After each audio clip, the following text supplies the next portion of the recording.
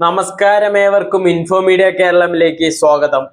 നിങ്ങളുടെ വീട്ടിൽ ഒഴിഞ്ഞ മദ്യക്കുപ്പികൾ ഉണ്ടെങ്കിൽ ഇതാ ഒരു സന്തോഷ വാർത്ത.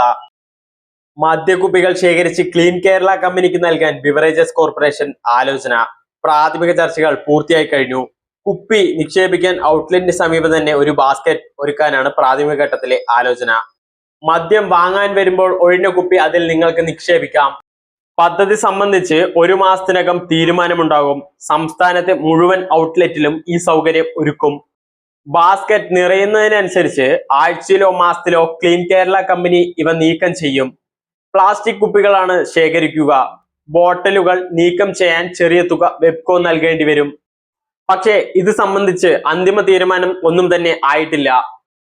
കേരള ക്ലീൻ കമ്പനിക്ക് എല്ലാ ജില്ലകളിലും ഓഫീസും ഗോഡൌണുമുണ്ട്.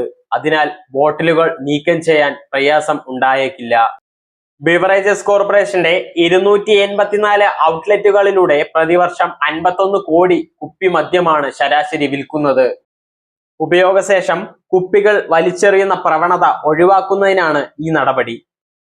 ഇങ്ങനെയുള്ള ഇൻഫോർമേറ്റീവ് വീഡിയോസിനായി ഈ ചാനൽ സബ്സ്ക്രൈബ് ചെയ്ത് സപ്പോർട്ട് ചെയ്യുക. താങ്ക്